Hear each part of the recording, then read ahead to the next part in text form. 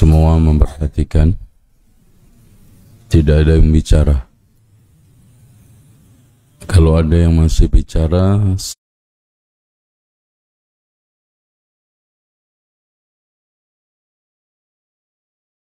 Assalamualaikum warahmatullahi wabarakatuh.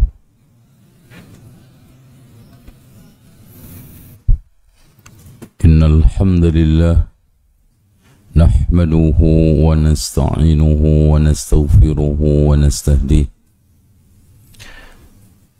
wa na'udzu billahi min shururi anfusina wa sayyiati a'malina.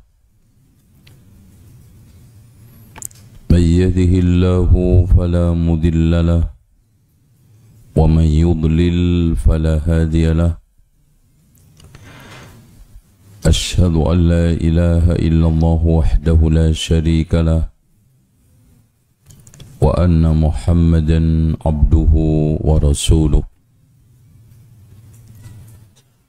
قال الله عز وجل: يا أيها الناس اتقوا ربكم الذي خلقكم من نفس واحدة وخلق منها زوجها وبث منهما رجالا كثيرا ونساء واتقوا الله الذي تساءلون به والأرحام إن الله كان عليكم رقيبا.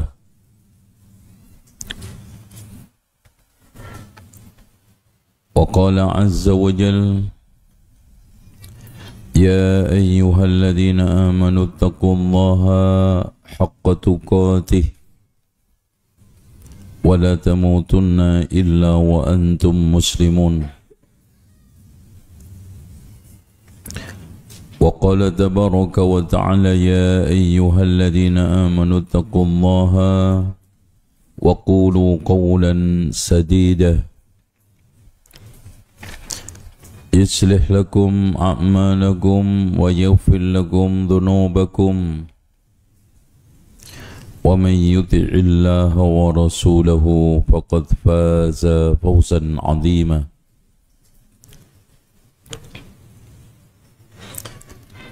فإن خير الحديث كتاب الله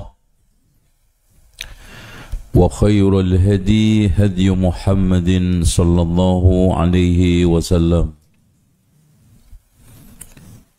وشر الأمور محدثاتها وكل محدثة بدعة وكل بدعة ضلالة وكل ضلالة في النار. Hadirin sekalian, terutama santri Sabilur Rasyad, penghafal Al-Quran, Tullabul Ilm, perlu diketahui membaca, menghafalkan, merenungkan dan mengimani serta mengamalkan Al-Quran adalah bagian dari rukun Islam rukun iman yang 6. Al-imanu bi kutubihi, iman kepada kitab-kitabnya. Yang utama, yang pertama adalah Al-Quran.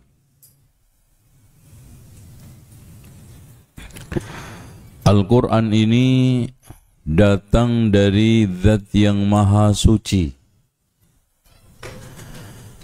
Kemudian disampaikan oleh malaikat yang bersih, suci dari dosa besar, dosa kecil, ma'sum, yang diberikan oleh Allah ungkapan dzi quwwatin 'inda dzil 'arsy makin. Siapa yang dimaksudkan dzi quwwatin 'inda dzil 'arsy makin? Muta'in sama amin. Siapa yang dimaksud? Ini ngikuti enggak nih? Siapa yang dimaksud di quwwatin 'inda dzil 'arsy makin muta'in sama amin? Siapa?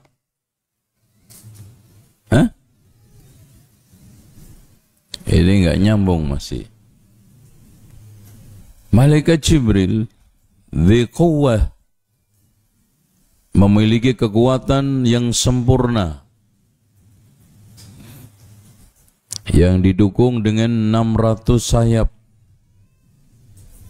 mampu menjelma dengan jelmaan apapun, bahkan mampu menghilang. Ya. Dzi quwwatin 'inda dzil 'arsy makin. Siapa? Dzul 'arsy? Allah. Muta'in samma amin. Dia itu taat dan bisa dipercaya. Dari sinilah Allah mengungkapkan di dalam firman-Nya surat Ali Imran ayat 164. Laqad mannallahu 'alal mu'minin. Allah telah memberikan karunia kepada orang-orang mukminin. Idz ba'asa fihim rasulan, yang mengutus seorang utusan yaitu Rasulullah, min anfusihim, dari kalangan orang Arab. Apa tugas utama Nabi Muhammad? Yatlu alaihim ayatihi, membacakan ayatnya. Dan tilawah itu ada dua macam. Tilawatul hurufi wal alfadhi wal kalimat, membaca huruf, lafaz, kalimat. Yang kedua adalah membacakan isinya, dari akidah, dari hukum, dari akhlak, dari apapun. Tilawatul lafzi, lafaz, wal ma'ani, ma'na. Yatlu alaihim ayatihi. Fungsi utama tilawatul Quran, makanya kalau tidak menghantarkan ke situ, maka bacaan kita hampir nyaris sia-sia. Bahkan bisa dikatakan oleh Rasulullah, Al-Qur'anu laka aw alaika. Quran itu bisa menjadi hujjah membelamu atau apa? Menjadi beban mencelakakanmu. Kenapa? Tidak dijalankan konsekuensinya, yaitu wa yuzakkihim tazkiyatun nafs. Qad aflaha man zakkaha wa qad khaba man dasaha. Artinya Al-Quran kita pelajari ini tidak lain adalah untuk memperbaiki hati kita, untuk memperbaiki pikiran kita, untuk memperbaiki perilaku kita. Karena ini saling berkait. Orang yang keyakinannya baik, sahih, akidahnya bagus, akan mencerminkan pikiran yang lurus. Pikiran yang lurus akan memberikan suatu apa? Pressure, tekanan, perilaku juga lurus. Makanya sulit kalau ada orang yang mengatakan, mungkin enggak ada orang yang punya akidahnya bagus, lurus, tetapi akhlaknya jelek. Enggak mungkin. Karena akhlak itu cerminan. Wa yuzakkihim wa yu'allimuhumul kitab. Maksudnya Al-Quran, wal hikmah, maksudnya adalah sunnah. Makanya dikatakan oleh Imam Asy-Syafi'i, seluruh kalimat al-hikmah di dalam Al-Quran itu maknanya adalah sunnah. Berarti Rasulullah mengajarkan kepada manusia apa? Al-Quran dan sunnah. Yang dikatakan oleh Rasulullah SAW, taraktu fikum amraini lan tadillu ba'di. Aku telah tinggalkan di tengah kalian, kalian tidak akan tersesat selamanya. In tamassaktum bihima, kalau kalian berpegang teguh dengan keduanya. Kitab Allah wa sunnati, yaitu ini sunnah.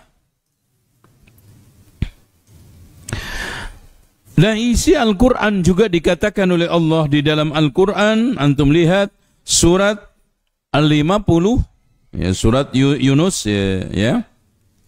Surat Yunus ayat 57-58. Ya ayyuhan nasu qad ja'atkum mau'izatum min rabbikum. Jadi Al-Quran ini mau'izah. Artinya tidak ada satu cara untuk menasihati orang yang hatinya keras melainkan Al-Quran.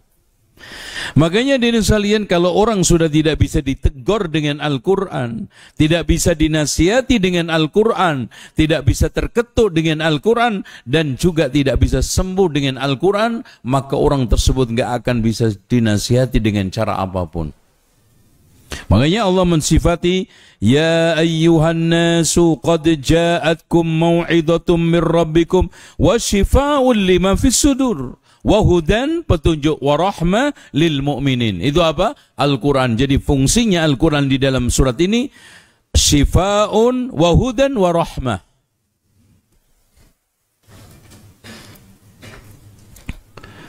Kalau memang seperti itu hadirin sekalian, maka kita dianjurkan untuk merenungkan, mempelajari, bahkan menghafalkan. Allah Subhanahu wa taala menegaskan di dalam surat An-Nisa ayat 82, afala yatadabbaruna al-Qur'an? Kenapa mereka itu tidak mau merenungkan Al-Qur'an? Walau kana min indi ghairillah, andaikan Al-Quran itu datang dari selain Allah, alias gampangnya dari sekalian, murni tulisan karangan Nabi Muhammad, lawajadu fihi ikhtilafan katsira, kita akan temukan berbagai macam perbedaan kontradiktif yang sangat banyak.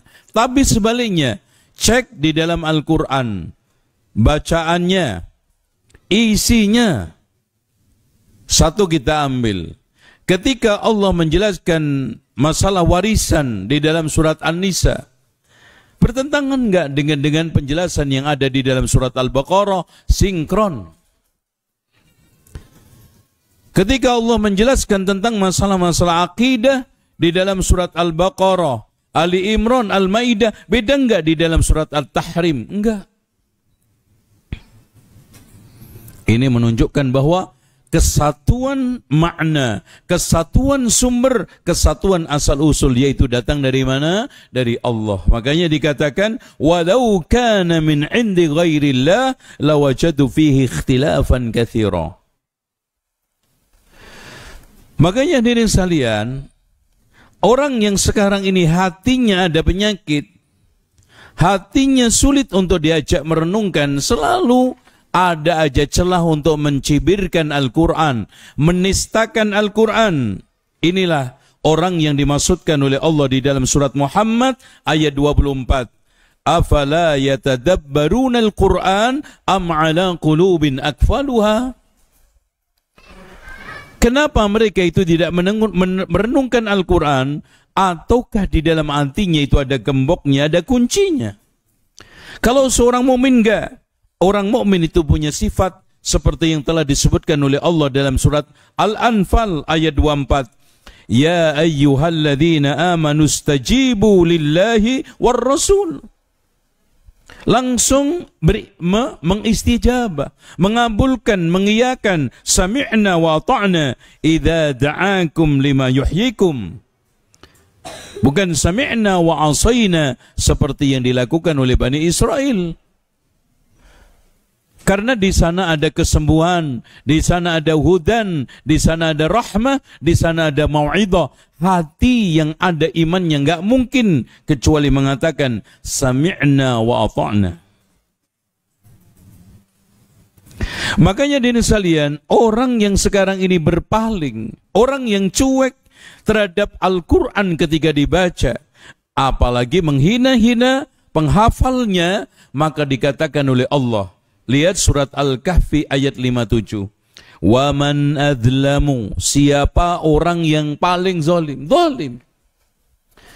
Jadi ketika kita dibacakan Al-Quran tidak tersentuh, zalim. Ketika dibacakan Al-Quran kita malah gaduh, rame, ngobrol, zalim.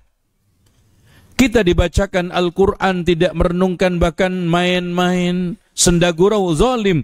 Wa man azlamu, siapa orang yang lebih zalim, mimman dzukira bi ayati rabbih, ketimbang orang yang telah dituturkan ayat Rabbnya, fa'arada anha, berpaling darinya, wa nasiya ma qaddamat yadah, lupa apa yang telah dia lakukan. Makanya Imam Asy-Shinqiti menegaskan, Dzakara jalla wa ala fi hadhil ayatil karimah, Allah menuturkan di ayat tersebut, la ahad azlam, tidak ada orang yang paling zalim, alias aksaru dzulman li nafsihi, zalim terhadap dirinya, paling zalim terhadap dirinya ketimbang orang yang dibacakan, dituturkan ayat-ayat Allah tidak punya kepedulian. Dia cuek, tidak punya perhatian. Dan bayangkan Pak, sifat orang-orang mukmin di dalam firman Allah dalam surat Az-Zumar ayat 23, Allahu nazzala ahsanal hadisi kitaban mutasyabihan masaniya taqsha'iru minhu juludul ladhina yakhshawna rabbahum. Bikin bulu kudu orang-orang yang takut kepada Allah itu merinding. Bayangkan gunung aja pecah. Walau anzalna hadzal qur'ana ala jabalin la ra'aitahu khashi'an mutasaddian min khazatillah. Ini orang ketika dituturkan Al-Quran, dibacakan ayat Allah, tidak punya perhatian. Makanya kita bisa simpulkan orang macam seperti ini, apalagi menghina-hina Al-Quran, mencibirkan penghafal Al-Quran, orang-orang yang mengamalkan Al-Quran, sulit dikatakan orang tersebut beriman. Minimal imannya itu cacat. Minimal kalau dia tidak dikatakan orang tidak beriman. Karena dari sekian ciri orang-orang beriman itu hormat kepada Al-Quran, punya perhatian tinggi kepada Al-Quran. Makanya di sini di dalam surat Al-Kahfi Allah sindir lagi ayat 57, Inna ja'alna ala qulubihim akinnatan ayyafqahuhu wa fi adhanihim waqra. Sesungguhnya kami telah menjadikan di hati mereka itu akinnah, tutup, sehingga tidak bisa memahami Al-Quran, tidak bisa mendengar secara sempurna. Punya telinga, punya pendengaran, tapi nggak masuk sama sekali menjadi suatu pemahaman, akhirnya menjadi suatu pengamalan. Wa in tad'uhum ilal huda falan yahtadu idzan abada. Andaikan kamu ajak kepada petunjuk, Al-Quran yang kita bacakan sekian banyak ayat tidak menjadikan hidayah. Nasalluhal afiyah. Ini manusia paling jelek gambarannya. Al-Quran yang satu saja bikin gunung itu bisa hancur berantakan, tapi ayat-ayat yang disampaikan ke dalam telinga dia tidak bisa menggugah kesadarannya dia sama sekali. Maka orang ini dikatakan oleh Allah di dalam surat As-Sajdah ayat 22, wa man azlam, lagi-lagi siapa orang yang paling zalim, mimman dzukira bi ayati rabbih, ketimbang orang yang sekarang ini dituturkan, dibacakan, disampaikan ayat-ayat Rabbnya, summa a'rada anha, kemudian berpaling darinya. Inna, nih dengarkan, inna minal mujrimina muntaqimun, sungguh saya terhadap orang-orang yang berpaling tadi didefinisikan, dikasih oleh Allah gelar mujrim. Jadi orang yang berpaling dari Al-Quran itu apa gelarnya? Mujrim. Mujrim itu apa? Masya Allah, penjahat.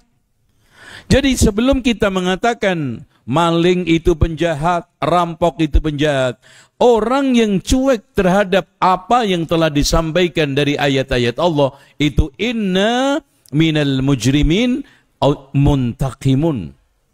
Apa maknanya intiqam? Allah akan berikan balasan setimpal. Makanya lihat di majelisnya Imam Ahmad bagaimana ketika dibacakan Al-Quran. Perhatikan majelisnya Imam Ibnul Jauzi ketika disampaikan Al-Quran. Dan subhanallah, tengok sejarah bagaimana majelisnya Imam Malik ketika dibacakan Al-Quran. Nggak ada satupun yang bersuara. Kenapa? Karena itu dorongan daripada imannya. Karena dorongan daripada sensitifnya dia terhadap ajakan Allah. Makanya kata Ibnu Abbas, kalau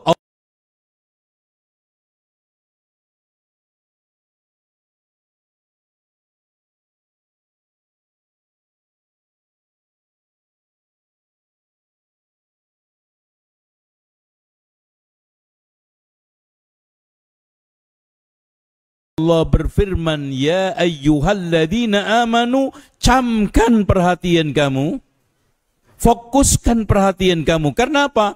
Pasti akan ada kebaikan yang dianjurkan, ditekankan oleh Allah, dan ada keburukan yang dilarang keras oleh Allah untuk dilakukan. Makanya cek semua kalimat yang Allah dahului dengan ya ayyuhalladzina amanu, pasti di situ ada urusan penting. Ya ayyuhalladzina amanu kutiba alaikumus siyam. Pentingnya puasa Ramadan, Allah tekankan dengan ya ayyuhalladzina amanu. Di dalam surat lagi Al-Mudassir ayat 49. Fama lahum, Allah umpamakan orang yang sekarang ini tidak punya perhatian, menistakan, mencibirkan Al-Quran seperti keledai yang sedang lepas dari tuannya. Lihat firman Allah. Fama lahum 'anit tadhkirati mu'ridin. Kenapa mereka itu dari Al-Quran berpaling, mencibirkan, menistakan? Ka'annahum humurum mustanfira. Humur itu apa? Jamak daripada himar, keledai. Makanya orang-orang yang tidak punya perhatian terhadap Al-Quran, cuek bahkan menistakan, penghafal-penghafal Al-Quran itu mirip seperti keledai, bahkan bisa kita katakan muka manusia tapi sebetulnya berhati keledai, bermental keledai, berperilaku keledai. Sama. Apa bedanya sekarang? Coba adik-adik kalau nggak percaya, ada keledai bacakan Quran, cuek. Ya, keledai muter sana muter sini, seakan-akan nggak dengar, dan memang nggak dengar. Lihat juga orang yang sekarang tidak punya perhatian terhadap Al-Quran, dibacakan ayat Allah, disampaikan ayat Allah, persis seperti keledai. Ya. Makanya orang-orang ini dikatakan oleh Allah lagi di dalam surat Fussilat ayat 13. Fa in a'radu, kalau mereka itu berpaling, faqul andartukum, katakan sungguh aku telah memberikan peringatan kepada kalian, sa'iqatan, satu petir, misla sa'iqati 'adin wa samud. Allah dari mulai memberikan perumpamaan jelek, ternyata enggak ada ngaruhnya. Diberikan satu peringatan paling zalim, tetap enggak ada peringatan, enggak ada ngaruhnya. Allah sekarang mencoba untuk memperdalam lagi ancamannya. Akan didatangkan ancaman bencana petir yang menyambar mereka seperti menyambar kaum 'Ad dan Samud. Makanya Allah katakan dalam surat Thaha ayat 124, "Wa man a'rada 'an dzikri, ya, fa inna lahu ma'isyatan dhanka." Dan ini tampak pada kehidupan manusia yang zaman sekarang ini. Karena mereka berpaling dari kitabullah, tidak memperdulikan isinya, tidak mengkaji, mempelajari tafsirnya, tidak mengamalkan isinya, tidak mengimani apa yang dianjurkan untuk mengimaninya, akhirnya kehidupan dari seluruh sisinya, ekonominya, politiknya, sosial masyarakatnya, dzonka, artinya apa? Mengalami berbagai macam kenistaan, merana. Lihat aja sekarang hubungan antar tetangga yang tidak dibangun dengan Al-Quran, berantakan. Satu dengan yang lainnya saling apa? Mengganggu. Bisnis juga begitu, saling jegal. Di dalam masalah politik juga sama. Kenapa? Karena tidak dihiasi akhlak-akhlak yang berasal dari Al-Quran. Akhirnya di akhirat Allah memberikan ending orang-orang yang tidak memperhatikan, bahkan menistakan Al-Quran, dan termasuk juga penghafal Al-Quran adalah surat Al-Jin ayat 17. Wa may yu'rid an dzikri rabbih, barang siapa yang sekarang ini berpaling dari dzikru rabbi, maksudnya Al-Quran, yaslukhu adaban syu'ada, Allah berikan adab yang pedih, yang berlipat-lipat kepedihannya.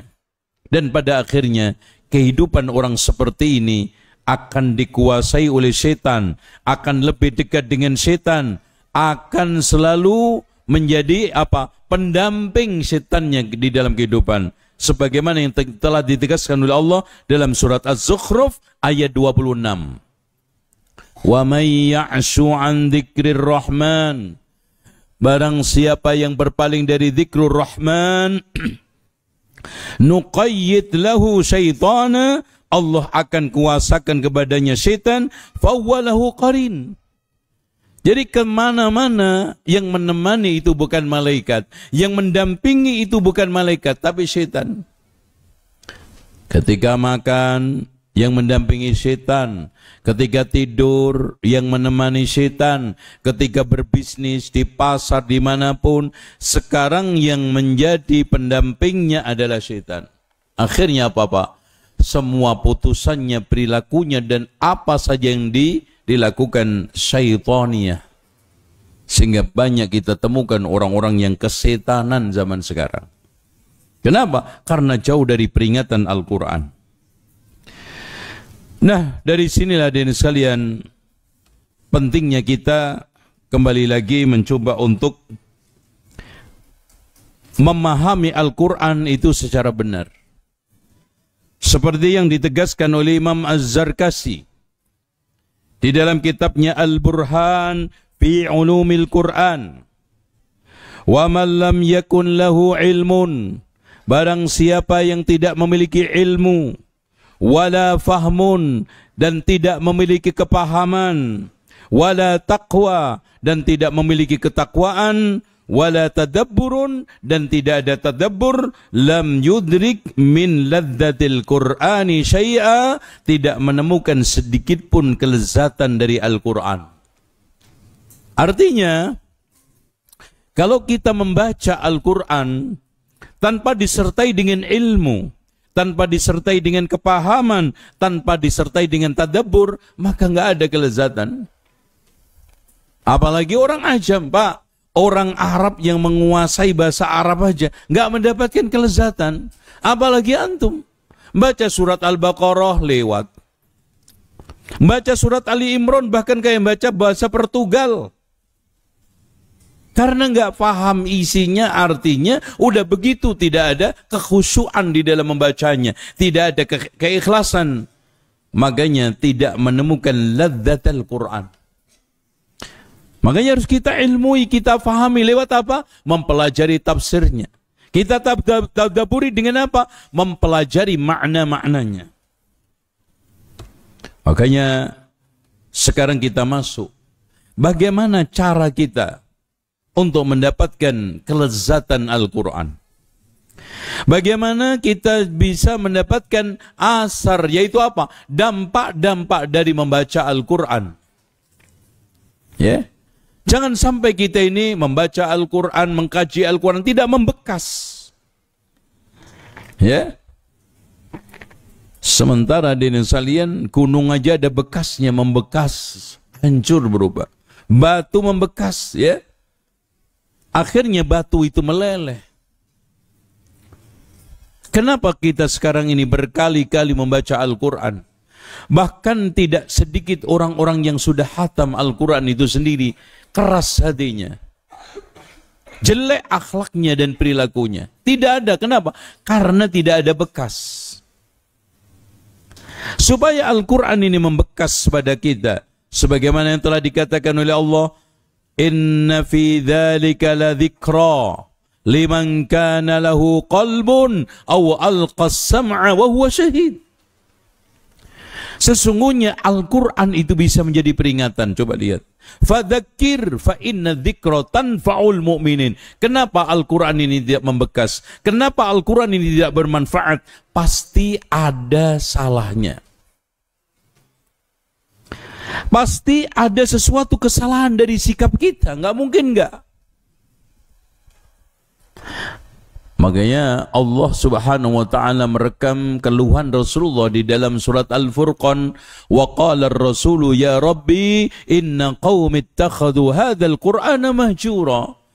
Rasul mengadu kepada Allah, ya Allah, sungguh kaumku ini telah menjadikan Al-Quran sesuatu yang mahjur, ditinggalkan.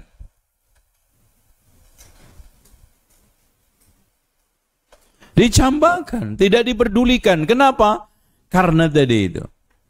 Secara global, seperti yang dikatakan oleh Imam Zamakhsyari tadi, siapa yang mempelajari, membaca Al-Quran tidak ada ilmu, tidak ada faham, tidak ada taqwa, lam yudrik lazzat Al-Quran.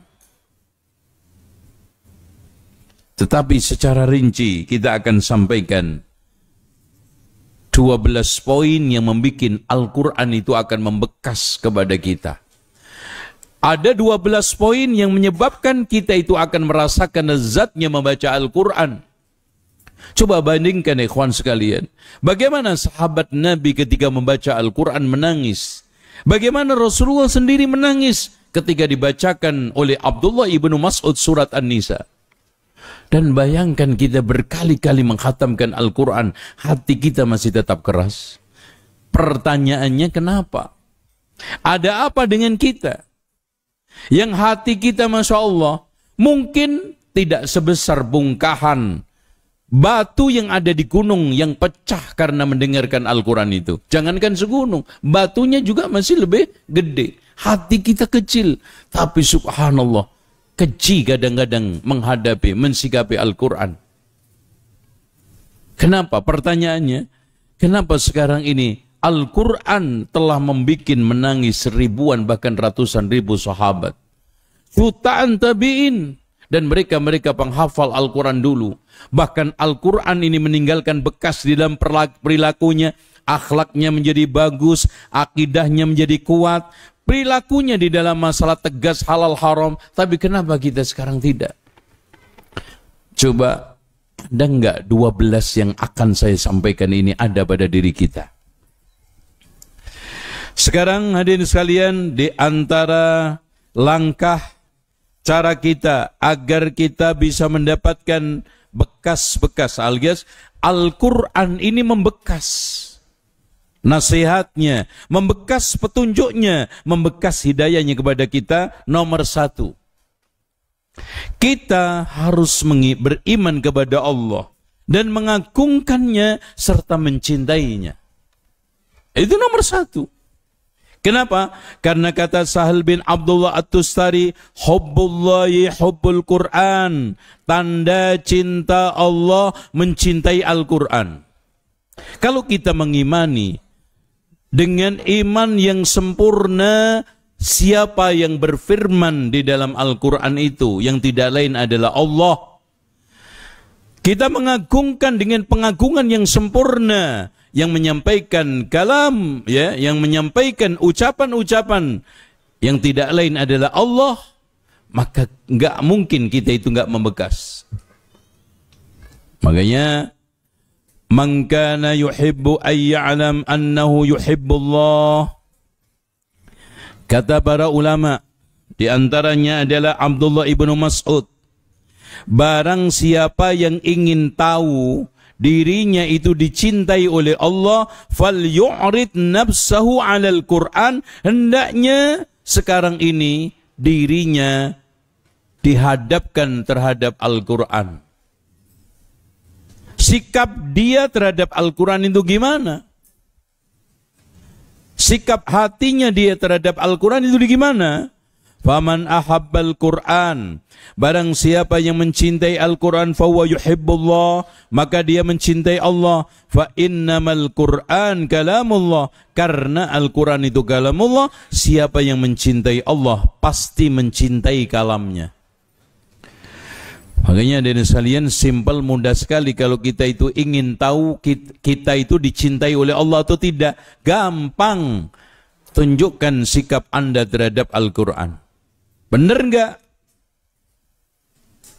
Kalau sekarang kita cuek terhadap Al-Quran, hati kita tidak tersentuh terhadap nasihat-nasihat Al-Quran, bahkan diri kita tidak memiliki perhatian sama sekali kepada Al-Quran, jangan diharap Allah mencintai kita. Sekarang yang kedua, supaya kita membaca Al-Quran mendapatkan bekasnya. Artinya bekas hidayah itu ada pada diri kita, bekas mau'idhah nasihat itu ada pada diri kita, sehingga kita mendapatkan lazzatul Quran, lezatnya membaca Al-Quran. Nomor dua, hayatul qalbi, hidup dan bersihnya hati ketika membaca Al-Quran. Makanya kata Utsman ibnu Affan radhiyallahu an, lau tahurat qulubuna, andaikan hati kita itu bersih, ma syabi'na min kalamillah, kita tidak akan pernah bosan terhadap kalamullah, yaitu Al-Quran. Kalau hati kita suci, bersih, hati kita tidak ada ghil, hati kita betul-betul Masya Allah bening, tidak ada sombong, angku, congkak, hasad, ya, tidak ada penyakit-penyakit yang meyakini kepada selain Allah, yaitu syirik. Tidak ada riya, tidak ada sum'ah. Insya Allah. Berarti di sini pertanyaannya simple, kenapa Al-Quran itu tidak membekas di hati kita? Kenapa petuahnya tidak mengaruhi pada perilaku kita? Karena hati kita itu masih kotor. Karena hati kita itu kalau minimal tidak sakit mati hati kita. Ya, hati itu kan ada hati yang sehat, hati yang sakit, ada yang mati. Hati yang sehat tandanya inna fi dzalika ladzikra. Ketika Al-Quran itu dibacakan, inna fi dzalika ladzikra liman kana lahu qalbun, hatinya dipasang dengan baik khusyuknya.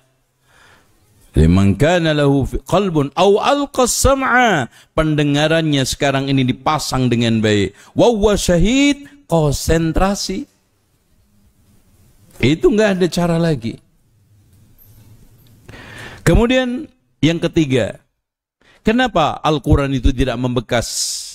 Kenapa kita tidak menemukan lezatnya Al-Quran ketika membaca Al-Quran? Karena husnul istima'i wal insat, kurang perhatian ketika mendengarkan membaca Al-Quran. Ketika membaca kurang fokus, ketika mendengar kurang perhatian. Wa idza quri'al Qur'anu fastami'u lahu wa ansitu la'allakum turhamun. Kapan kita mendapatkan penuh dengan mendengarkan dengan seksama, memperdengarkan dengan seksama, memperhatikan secara serius. Kalau sekarang ini gurau, main-main, bahkan di antara mereka sibuk dengan HP-nya, di antara mereka ngobrol dengan sesama temannya, ketika sekarang Al-Quran dibaca, nggak akan mungkin ada bekasnya. Selanjutnya yang nomor 4. Yang nomor 4. Makanya dari sekalian tadi dikatakan, kenapa Allah tidak mengatakan wa idza quri'al Qur'anu fasma'u, tapi fastami'u. Ya.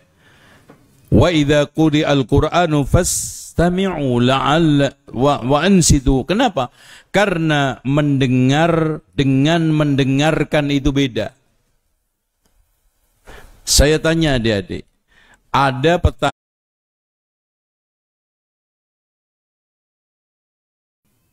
kemudian yang nomor 4,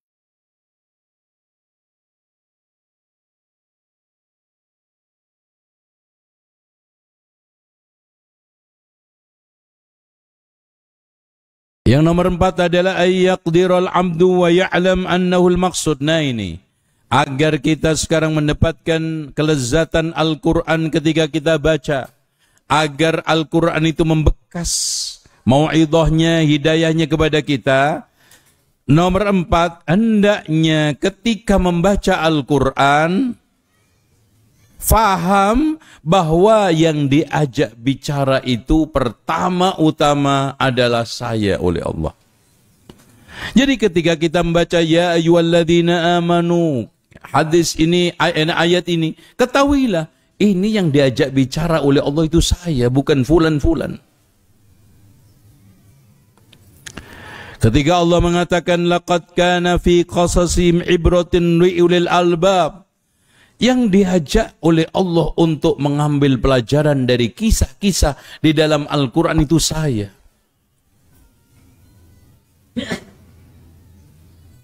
Ketika sekarang Allah Subhanahu wa taala mengajak wa aqimus shalah wa atuz zakah, yang disuruh salat, yang disuruh bayar zakat itu saya. Insya Allah dengan cara seperti itu, insya Allah kita akan mendapatkan apa? Faedah dari membaca Al-Quran. Ketika sekarang Allah mengajak, ya ayyuhalladzina amanu istanibu katsiran minadh-dhanni inna ba'dadh-dhanni ismun, kita dilarang Allah untuk suudzon. Yang diajak, yang diajak bicara, yang disuruh untuk tidak suudzon itu saya oleh Allah, bukan si fulan-fulan. Ketika Allah mengajak kepada kita, ya ayyuhalladzina amanu la yaskhar qaumun min qaumin, jangan menghina orang, jangan meremehkan orang. Yang diajak oleh Allah supaya tidak menghina orang, meremehkan orang, itu saya, bukan fulan-fulan. Kebanyakan kan ketika mendapatkan satu ayat, wah ini cocok ini untuk tetangga saya yang brengsek, padahal dia juga brengsek. Ketika dia sekarang mendapatkan satu ayat tentang masalah kaitannya perhatian kepada Quran, nah ini nih teman saya yang jarang baca Al-Quran, nggak hafal Al-Quran, teman saya. Padahal hadirin sekalian, mungkin kekurangan-kekurangan yang ada pada dirinya lebih banyak daripada orang yang sekarang tadi disangkakan.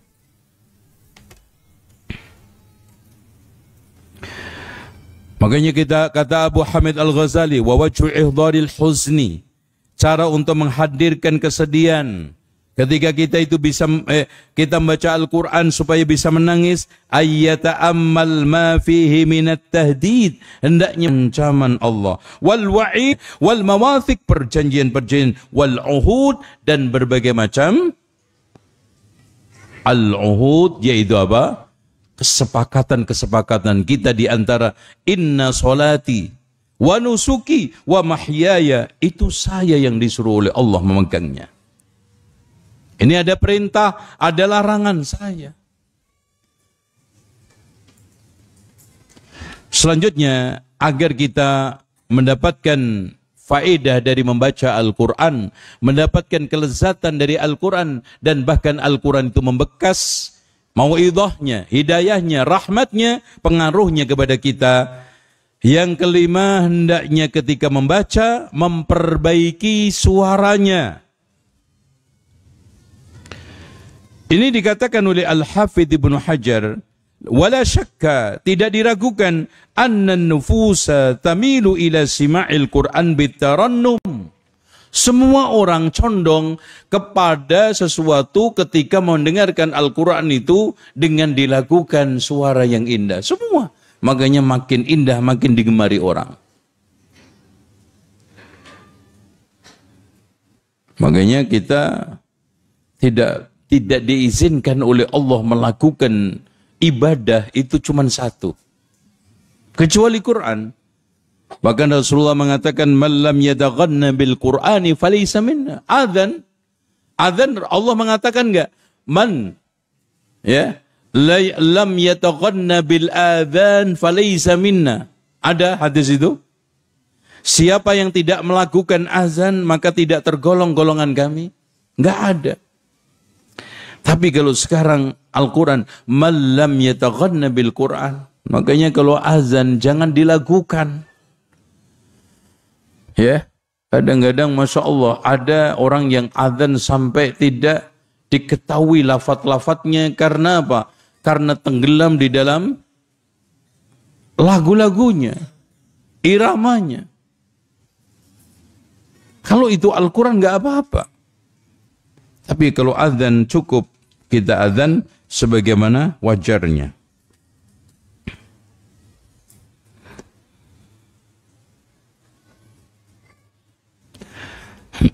Makanya Jubair bin Mut'im ketika mendengarkan Rasulullah SAW membaca Al-Quran sampai kepada surat At-Tur, am khuliqu min ghairi syai'in am humul khaliqun, hampir jantungku copot. Karena kaget dengan isi daripada Al-Quran itu. Karena orang Arab, meskipun musyrik, tahu sentuhan daripada sastra Arab, isi bahasa Arab. Kalau kita kadang-kadang riuh rendahnya, suara-suara gaduhnya itu karena masalah suara tok. Makanya ketika ada lantunan Al-Quran yang suaranya menukik, melengking, itu Allah, Allah, Allah, nggak peduli isinya.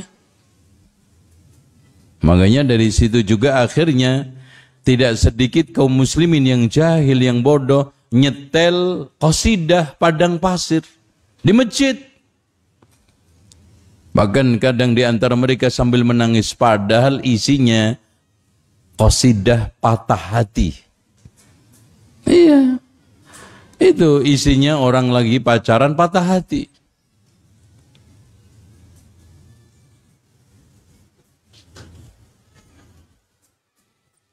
Contoh aja yang paling faktual, yang paling sering disetel, bahkan dilakukan di pesantren adalah apa? Qasidah Magedir. Ya. Oh, itu sudah populer di pesantren, di masjid disetel, na'udzubillah. Menjelang acara Maulid Nabi disetel. Padahal qasidah patah hati, Magedir. Magedir itu nama pacarnya yang memutuskan apa? Cintanya, Magedir. Itu.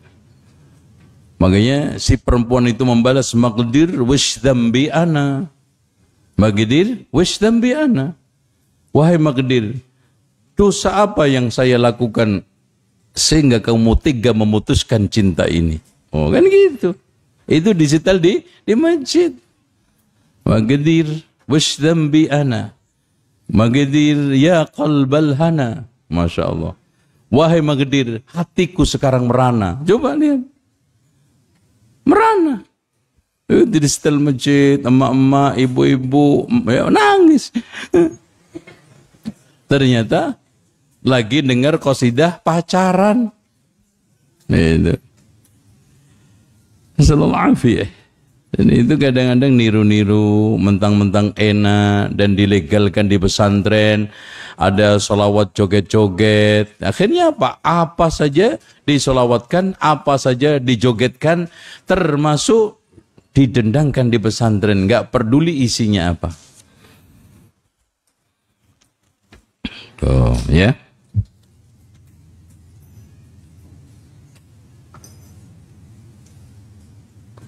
Oleh karena itu ada sekalian, ketika kita melantunkan Al-Quran, melakukan Al-Quran itu bukan semata-mata juga menikmati lagunya.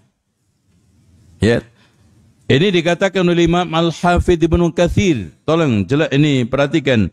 Wal gharad, tujuan utama, annal matluba syar'an, tujuan utama secara syar'i, innama huwa tahsin bis saut, memperbaiki suara, al-ba'is yang muncul ala tadabbulil Quran, karena akibat mentadaburi Al-Quran. Jadi makin diperbaiki karena dia tersentuh isinya. Ya, karena dia tersentuh berbagai macam apa? Nasihat-nasihatnya, wa tafahumihi, dan memahaminya, wal khusyu' wal khudu' wal inqiyad li ta'ah. Wa ammal aswatu, adapun suara, bin naghamatil muhdatsatil murakkabah, ya lagu-lagu yang sekarang dilantunkan seperti qori-qori tersebut, hanya dinikmati lantunannya, hanya dinikmati berbagai macam gaya-gaya lagunya, ada ros, ada nahawan, ada bayati. Wal audha' mulhiyah, dan itu semua melalaikan, wal qanunil musiqai, ya, yang dipakai adalah kanun-kanun, yaitu aturan-aturan musik, maka itu semuanya kata Imam Ibnu Katsir dilarang. merendahkan Al-Quran. Lihat aja Pak, qari-qari yang Masya Allah kadang-kadang melantunkan sampai suaranya itu melengking, hampir nyaris sulit ditiru oleh siapapun. Itu tidak memperdulikan isinya, renungannya. Yang hanya ditekankan apa? Indahnya suaranya. Dan ini jelas bertentangan dengan maksud daripada tadabbur, merenungkan Al-Quran. Nomor 6. Bagaimana kita supaya mendapatkan kelezatan Al-Quran ketika membaca Al-Quran? Bagaimana kita bisa merasakan indahnya sentuhan-sentuhan hidayah Al-Quran sehingga membekas pada diri kita? Nomor 6 adalah al-ilmu bitafsiril Quran, mengilmui tentang tafsir Al-Quran, wa ma'rifatu ma'anihi, mengenal makna-maknanya. Jadi makanya orang yang mendapatkan karunia kebaikan ketika Al-Quran dibaca, kata Rasulullah, wa mashtama'a qaumun fi baitin min buyutillah, tidaklah sekelompok kaum itu ngumpul di rumah di antara rumah Allah, yatluna kitab Allah, membaca kitab Allah, wa yatadarasunahu fima bainahum, mereka saling mengaji lafadznya, maksudnya mengaji bacaannya. Wa yatadarasunahu fima bainahum, mengkaji isinya. Jadi yatluna kitab Allah, mengaji bacaannya. Wa yatadarasunahu fima bainahum, mengkaji isinya, yang tidak lain adalah tafsirnya. Illa nazalat alaihimus sakinah, melainkan turun ketenangan. Wa ghasyiyatuhumur rahmah, maka diselimuti oleh rahmat. Wa haffat bihimul malaikah, dikelilingi oleh malaikat. Wa dzakarahumullahu fi man indahu. Ya. Tapi sayang sekarang ini kita sulit mendapatkan Al-Quran ketika dibaca, dikaji itu kesyahduan. Nomor 7 sekarang. Agar kita mendapatkan faedah dari bacaan Al-Quran, kelezatan ketika membaca Al-Quran, dan yang tidak kalah pentingnya, kita mendapatkan bekas-bekas daripada mau'idhah tersebut, adalah mentadaburi Al-Quran ketika membaca atau mendengarkan Al-Quran. Makanya sekarang target membaca itu bukan akhir surat apa nanti saya selesai, tidak. Tapi bagaimana renungan kita. Makanya kata Fakhrur Razi, fa inna man lam yatadabbar, barang siapa yang tidak merenungkan Al-Quran, walam yata'ammal, tidak mentadaburi, merenungkan, walam yusa'idhu taufik, maka sulit untuk mendapatkan taufik al-ilahi yang datang dari Allah. Lam yaqif ala hadhil asraril ajibah, dia tidak berhenti merenungkan, maksudnya berhenti di dalam rangka untuk merenungkan makna-makna, rahasia-rahasia yang terkandung di dalam ayat-ayat yang dibaca tersebut. Tuh. Makanya disebutkan di dalam surat Shad ayat 29, kitabun anzalnahu ilaika mubarakun. Kapan Al-Quran itu bisa menjadi berkah? Liyadabbaru ayatihi, ditadaburi. Yang tadi juga saya sampaikan ayat-ayat tentang tadabbur. Makanya kenapa Al-Quran itu diturunkan oleh Allah tidak seperti Injil sekaligus. Allah letakkan di dalam tabut. Tapi wa Qur'anan faraqnahu, diturunkan oleh Allah secara bertahap, litaqra'ahu 'alan nasi 'ala muqtin, agar dibacakan kepada manusia secara pelan-pelan tetapi mengena. Wa nazzalnahu tanzila. Sekarang nomor 8. Agar kita mendapatkan bekas dari hidayah yang ada di dalam Al-Quran, tazkirah, peringatan yang ada di dalam Al-Quran, sehingga kita mendapatkan lezat dan kenikmatan membaca Al-Quran. Nomor 8, hendaknya sebelum membaca Al-Quran membaca ta'awuz, yaitu a'udzu billahi minasyaitonir rajim. Karena Allah mengatakan di dalam surat An-Nahl ayat 98, فَإِذَا قَرَأْتَ الْقُرْآنَ فَاسْتَعِذْ بِاللَّهِ مِنَ الشَّيْطَانِ الرَّجِيمِ. Makanya para ulama memberikan satu hikmah, kenapa kita sebelum membaca Al-Quran dianjurkan untuk baca bismillah? Jawabnya, membaca ta'awudz, karena ta'awudz itu ibaratnya alat untuk bersuci seperti siwak. Yang mulut ini sebelum baca Al-Quran mungkin kotor dengan ghibah, kotor dengan dusta, kotor dengan ucapan-ucapan yang sia-sia, maka dibersihkan sebelum membaca Al-Quran yang suci itu. A'udzu billahi minasyaitonir rajim. Makanya di antara para ulama mengatakan wajib membaca Al-Quran itu diawalinya dengan A'udzu billahi minasyaitonir rajim. Nomor 9, agar kita mendapatkan faedah daripada Al-Quran, kelezatan ketika membaca Al-Quran, bekas-bekas hidayah, mau'idhah, dan juga peringatan Al-Quran, maka kita nomor 9 hendaknya menjaga adab-adab ketika membaca Al-Quran. Di antaranya adabnya, kita harus bersuci dari hadas besar dan kecil. Terus kemudian kita membaca menghadap ke kiblat. Kita membaca di tempat yang bersih suci. Kita menutup aurat. Terus kemudian kita lakukan tadi dengan husnul shaut, dengan suara yang baik. Kita perbaiki tajwidnya, makhrajnya. Ini adab-adab. Yang juga paling tidak kalah pentingnya tadi, kita membaca ta'awudz sebelumnya. Kemudian ketika kita mendapati ayat-ayat sujud tilawah, kita sujud tilawah. Ini adab harus kita penuhi. Nomor 10. Di antara sekian cara supaya kita mendapatkan kelezatan Al-Quran, faedah di dalam membaca Al-Quran, dan pada akhirnya bekas mau'idhahnya, hidayahnya membekas pada diri kita, al-jahru bil qiraah, kita keraskan ketika membaca Al-Quran, kecuali antar kita saling membaca. Tapi kalau sekarang antar kita saling membaca, kata Rasulullah, innal musalli yunaji rabbah, sesungguhnya orang yang sedang sholat itu sedang munajat kepada Rabb, fal yangdur bima yunaji, perhatikan dia itu sedang munajat apa, sedang bicara tentang apa kepada Allah. Coba ketika membaca ihdinas siratal mustaqim, mohon petunjuk kepada Allah, ternyata di otak, di benaknya urusan pancing. Sedang membaca alhamdulillahi rabbil alamin, ternyata di benak kita ini sedang ngatur secara detail pulang kampung nanti mudiknya kemana.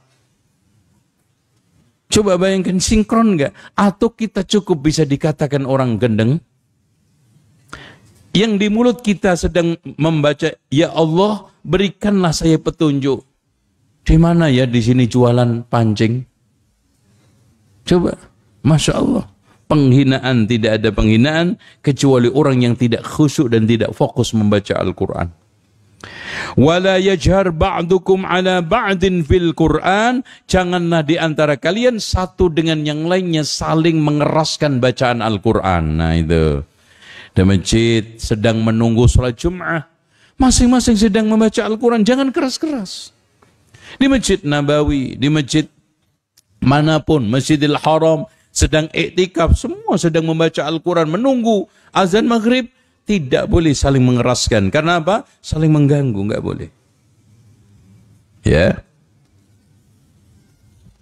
Makanya dari sekalian, kata Sa'id bin Jubair, orang yang tidak merenungkan Al-Quran ketika membaca, terutama di sholat, anna rajulan kana yusalli qariban min Ibnu Umar. Ada orang yang sholat dekat dengan Ibnu Umar. Yajhar bil qiraah nahara, dia mengeraskan bacaan ketika siang hari. Jadi sholat duhur keras bacaannya. Faqala rajulun min julasa ibni Umar, orang-orang yang sekarang ini menemani Abdullah ibnu Umar mengatakan, inna hadzal ahmaq, sesungguhnya orang pandir ini, ahmaq itu dungu, pandir, Apa lagi? Dungu, pandir, goblok, pekok. Terus apa lagi? Bego. Kalau di Jawa Timur apa lagi? Itu semua masuk ya, masuk ini. Masuk ahmak. La yaqilus shalah. Tidak memahami isi daripada salat. Fa ankara alaihi Ibnu Umar, itu diingkari oleh Abdullah bin Umar. Enggak benar. Fala'allaka anta la ta'qil, kata Umar, Abdullah bin Umar, barangkali kamu yang tidak berakal, kepada Sa'id bin Jubair. Ataqulu rajulun yaqra'ul Quran la ya'qil? Mungkin enggak orang yang sekarang ini membaca Al-Quran itu tidak berakal? Taib, sekarang kita percepat, kurang 5 menit. Nomor berapa berikutnya? Nomor 11, supaya kita mendapatkan bekas daripada bacaan-bacaan Al-Quran. Dan agar mendapatkan kelezaan dari qiraatul Quran, hendaknya ma'rifatul lughatil Arab, mengenali bahasa Arab. Wal ilmu biqawaidiha, mengilmui kaidah-kaidah termasuk nahwunya, sorofnya, lebih meningkat lagi balaghahnya. Balaghah pun ma'ani, bayan badiknya, semua kita kuasai, insyaallah akan mendapatkan itu. Karena sastra Al-Quran sama sekali tidak akan kita bisa dapatkan kalau kita itu baca terjemahannya. Saya ulangi lagi. Keindahan Al-Quran, kelezatan Al-Quran, dan kehebatan sastra Al-Quran dari nahwu, sorob, balaghah, termasuk ma'ani, bayan, badi, tidak ditemukan dari terjemahannya. Dan yang terakhir, nomor 12, agar kita mendapatkan kelezatan Al-Quran, faedah dari membaca Al-Quran adalah sidqut talab fi fahmil Quran, jujur di dalam mencari pemahaman Al-Quran, serius di dalam mengejar dampak-dampak bekas-bekas Al-Quran. Kalau sekarang masih belum membekas, ulangi lagi bacaannya, kejar lagi dan terus. Makanya dari sini kita tidak ada akhir mengkaji tafsir Al-Quran, merenungkan Al-Quran, dan bagaimana kita itu terus memahami isi daripada Al-Quran, insyaAllah. InsyaAllah dengan cara seperti itu, biiznillah, kita akan mendapatkan faedah daripada Al-Quran. Al-Quran yang dinyatakan oleh Allah Subhanahu wa ta'ala, ya ayyuhan nas, qad ja'atkum mau'idah, maka mau'idhahnya itu akan membekas pada diri kita. Syifa, penyembuh, dan juga membekas pada kita, betul-betul kita itu sembuh dengan Al-Quran. Wahudan, petunjuk, alias kita bisa mendapatkan petunjuk dari bacaan Al-Quran tersebut. Warahmatan lil mu'minin. Sehingga closingnya, ayat Al-Quran yang pertama kali diisyaratkan oleh Allah, Alif Lam Mim, dzalikal kitabu la raiba fihi hudan lil muttaqin. Petunjuk bagi orang-orang muttaqin itu membekas pada diri kita. Bukan hanya teori yang kita baca setiap hari. Hudan lil muttaqin artinya di sini betul-betul kitabullah, Al-Quran ini adalah sumber hidayahnya orang-orang muttaqin. Pertanyaannya, kenapa kita sampai hari ini masih keras hati? Kenapa Al-Quran kita tiap hari baca tidak ada bekasnya, tidak ada sama sekali menyentuhnya, bahkan tidak ada tetesan air mata yang menetes? Bahkan kita membaca majalah, membaca Quran, membaca komik, dengan membaca Al-Quran sama statusnya di benak di hati kita. Pertanyaannya, ada apa dengan kita, dan sikap kita kepada Al-Quran harus segera kita evaluasi. Wallahu a'lam. Silakan, mungkin ada yang bertanya. Ada air minumnya, Pak? Air minum. Nah, silakan yang mau bertanya, acungkan tangan dan sebutkan namanya sebelum bertanya.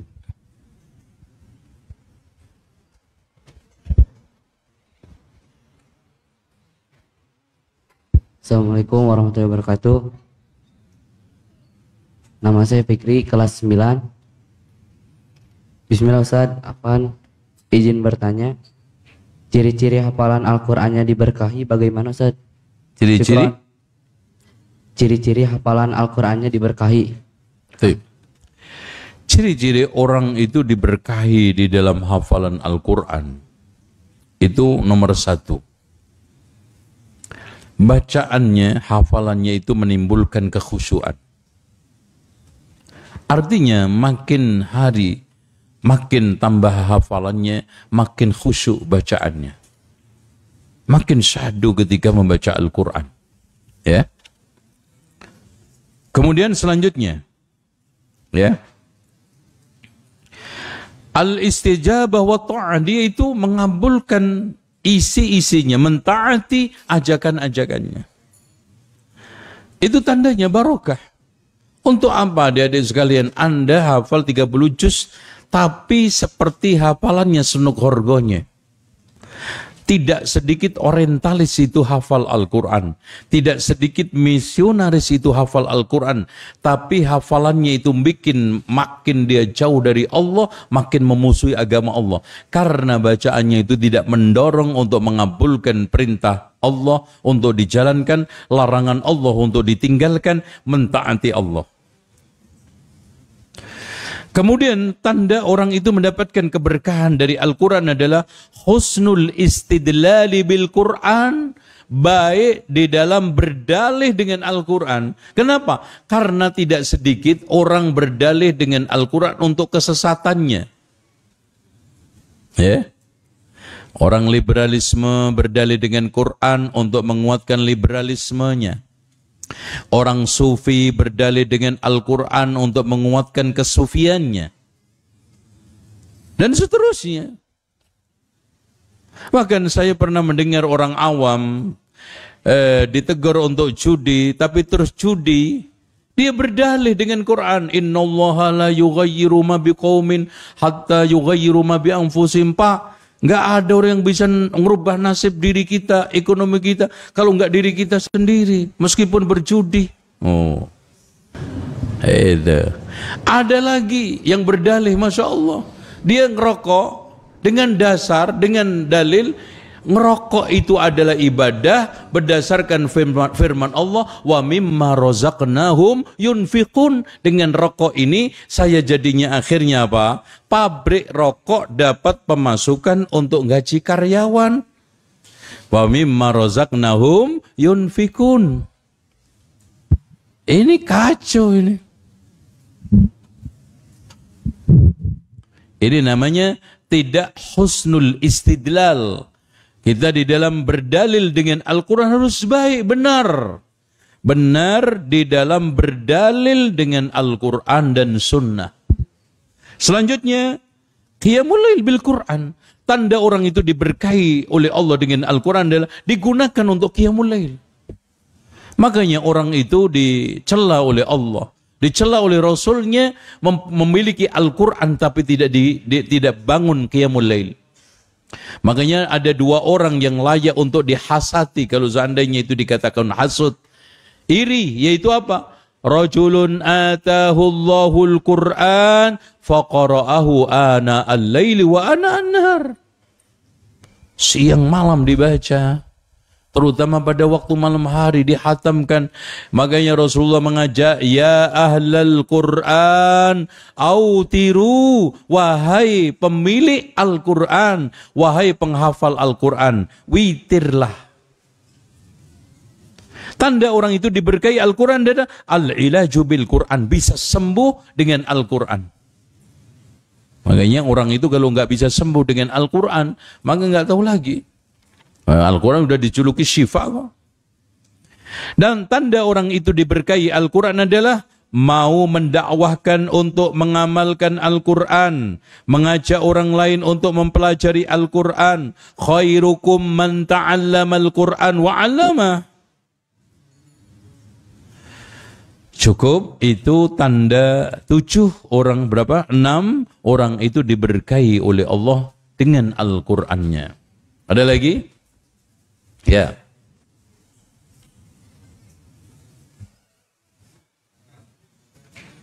Ya.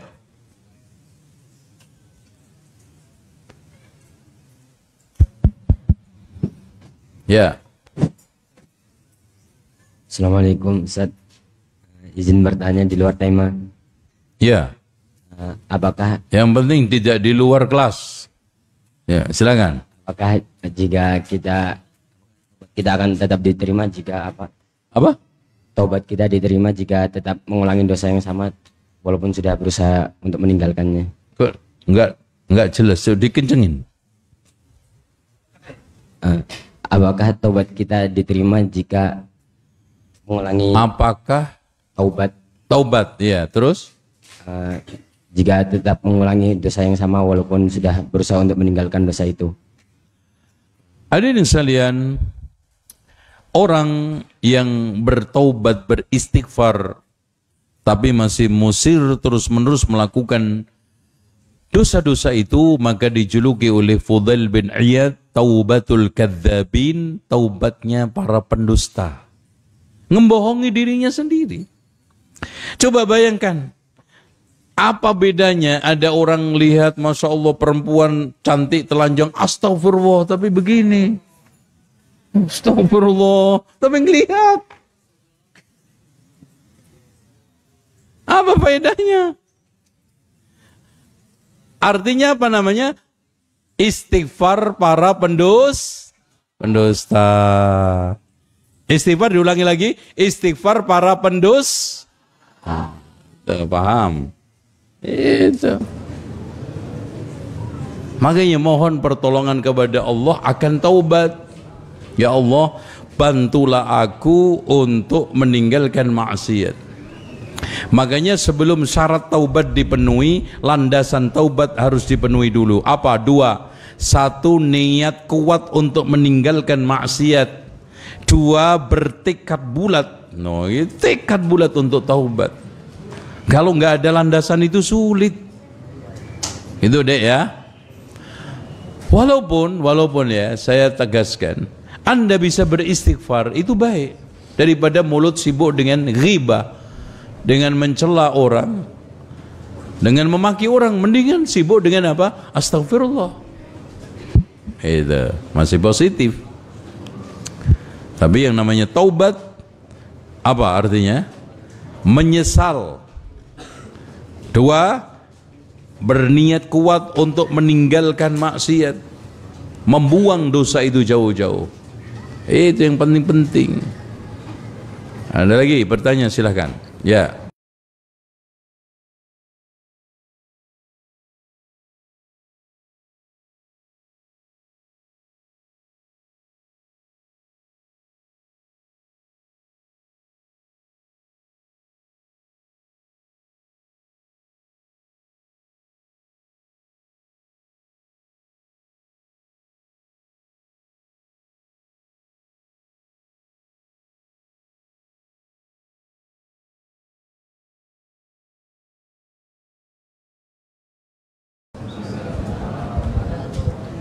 Ustadz, izin bertanya, gimana kalau ada penghafal Al-Quran tapi dia juga suka maksiat, Ustadz? Apakah hafalan dan bacaan Qurannya tetap berkah, Ustadz? Syukran. Assalamualaikum warahmatullahi wabarakatuh. Sebentar.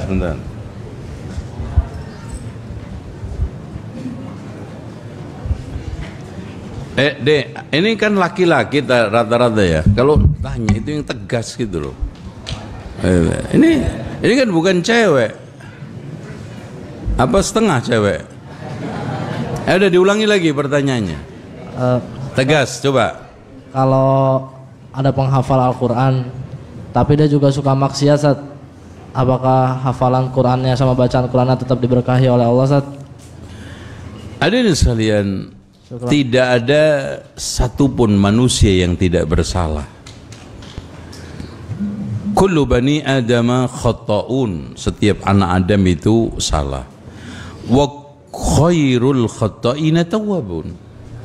Oleh karena itu, cara yang paling tepat, cara yang paling baik, terus menghafal Al-Quran sambil berusaha dengan keras, berusaha serius untuk meninggalkan maksiat, bertaubat, itu saja. Insya Allah dengan taubat itu Allah akan mengembalikan keberkahan Al-Quran tersebut. Karena pada akhirnya gini, Allah mengatakan dalam surat Al-Anfal ayat 33, wa ma kana Allahu mu'adzibahum, Allah tidak akan menyiksa mereka, wa hum yastaghfirun, selagi mereka itu istighfar terus. Nah, yang paling penting istighfarnya. Itu dosa istighfar. Jangan kena putus asa, ya ini dosa kayak kemarin lagi, istighfar lagi, capek dah. Bilang itu adalah godaan setan. Katakan kepada setan yang membisiki, ini dosa lagi, harus taubat lagi. Kemarin taubat untuk dosa yang kemarin. Aku mati berdosa bertaubat, itu masih mending daripada mati berdosa nggak taubat. Nah itu, mana yang lebih mending? Mati dosa nggak taubat dengan mati dosa bertaubat, mana yang lebih mending? Mati dosa bertaubat. Itu jadi jangan wah dosa lagi kayak kemarin lagi, males putus asa jadinya. Qul ya ibadiyalladzina asrafu ala anfusihim la taqnatu min rahmatillah. Ada lagi? Silakan. Oh ini yang depan. Ya silakan, langsung aja.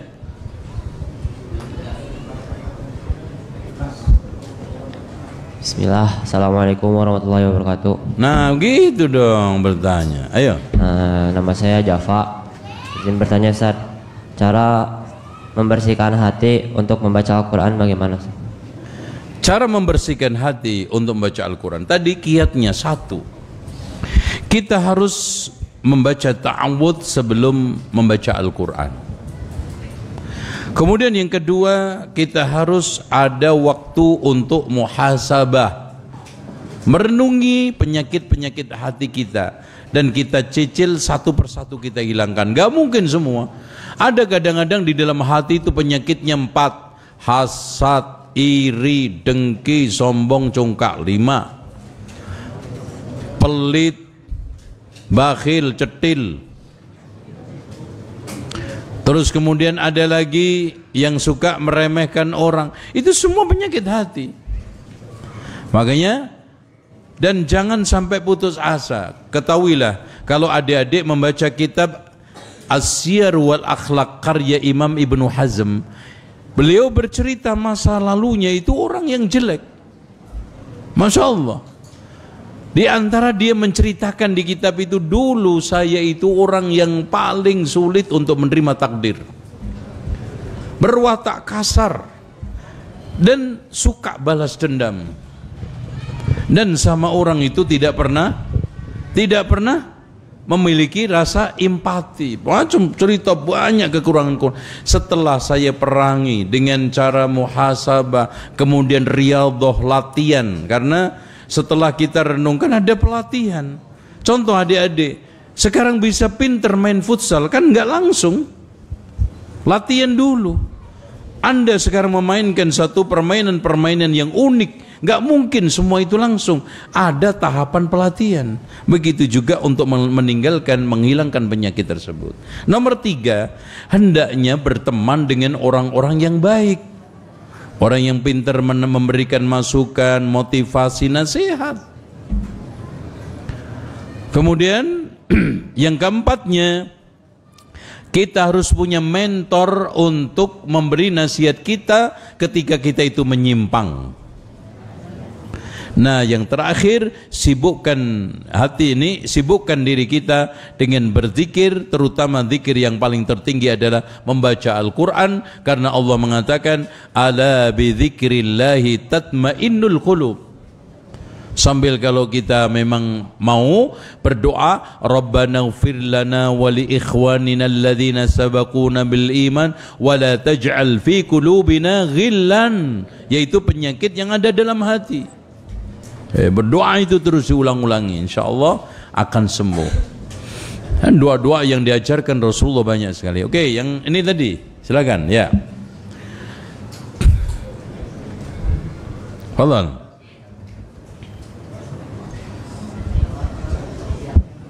Assalamualaikum Ustadz, izin bertanya, bagaimana cara kita agar fokus terus membaca Al-Quran meskipun banyak gangguannya? Gimana? Bagaimana cara kita agar fokus terus membaca Al-Quran meskipun banyak gangguannya? Banyak apa? Gangguan. Gangguan. Gangguan nggak fokus atau gangguan kesibukan? Gak fokus. Nggak fokus. Begini deh, orang nggak fokus itu biasanya banyak pikiran, banyak was-was, ya, banyak lamunan. Makanya cara praktis untuk menghilangi lamunan, hilangkan fokus pada pikiran itu. Sibukkan dengan satu kesibukan, terserah. Mau sekarang ini ngobrol sama temannya, main bola. Karena apa? Kalau orang itu kepikiran aja, contoh, dia awalnya dapat cerita selintas, di kamar itu ada kuntilanaknya.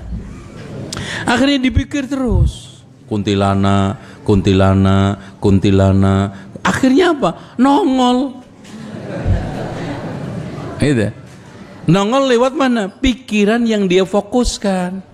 Coba kalau yang dipikirkan malaikat, beda yang datang. Itu. Nggak mungkin ada kuntilanak mau nongol ke depan kalian. Kuntilanaknya yang takut. Paham nggak? Itu nggak ada. Takut ini tuh, ada gerakan begini, ada bayang-bayang. Itu bayang-bayang musyrif. Ya, iya. Jadi jangan takut. Ya. Pernah sampai security aja takut katanya ini kan itu. Langsung malam-malam ana bikin apa? Bikin kuntilanak-kuntilanaan. Saya lempar dia lari semua. Gitu. Udah syukurin loh kan gitu kan. Nggak ada kuntilanak apa. Katanya ada putih-putih, ada bayang-bayang. Itu. Kalau seandainya ada, anggaplah dia itu jin seperti kalian kita. Kalau kita ketemu dengan teman kita gimana? Biasa kan? Sama jin. Makanya pernah ketika Abu Ayyub Al-Ansari, ya, gudang kormanya itu sering hilang kormanya kalau malam hari. Ternyata ditongkrongin. Betul ada makhluk aneh. Ya, mirip manusia tapi bukan manusia. Tangannya diajak jabat tangan seperti anjing. Kemudian ditanya, apakah teman kamu seperti ini? Kebanyakan seperti ini. Jadi kebanyakan jin itu mirip seperti anjing. Udah disapa, ditanya gitu loh. Gak usah takut lari. Tuh. Ada ngapain lo kesini? Gitu aja tanya. Itu syukur-syukur ditawarin mau mie ayam nggak? Gitu kan gitu. Selesai deh. Itu atau mau ngopi malam-malam gitu. Aman. Seperti manusia kok. Bahkan ketika datang kepada Rasulullah minta dinasihati, Rasulullah memberikan dakwah kepada jin gitu. Ya, oleh karena itu Allah memanggil bersamaan, ya ma'syaral jinni wal insi in istata'tum, sama. Wa ma khalaqtul jinna wal insa, sama. Tapi memang wa anna minnal muslimuna wa minna duna dzalik wa kunna tara'iqa. Kita beda-beda mazhabnya, organisasi. Ada yang ikut ormas ini, ada ikut ormas ini, ya. Macam-macam. Karena wa kunna tara'iqa qidada berarti apa? Tarekat yang dia ikuti mereka itu beda-beda. Itu ya. Paham? Nah, syukran jazakumullah khairan kepada Ustadz atas jawabannya. Semoga bermanfaat dan menambah pemahaman kita dan semakin menguatkan keyakinan kita dalam menjaga amanah Al-Quran. Masih boleh Ustadz satu pertanyaan lagi mungkin dari Ahwat. Iya, silakan. Tafadhol bagi Ahwat yang ingin bertanya kami persilakan. Mohon panitia untuk membantu. Ya silakan.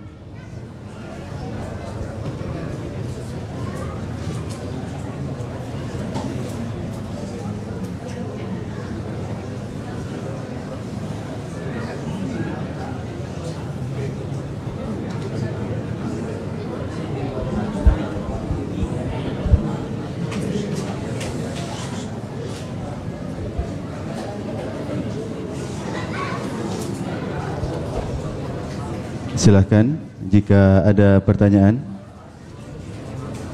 atau boleh juga kalau ada pertanyaan bisa untuk dituliskan.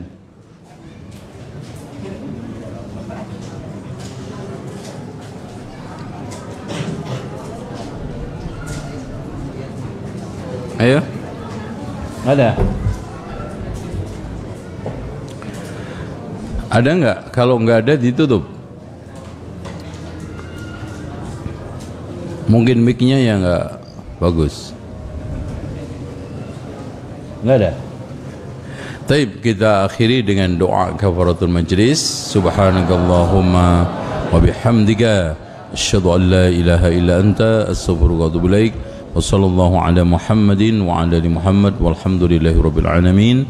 Wassalamualaikum warahmatullahi wabarakatuh.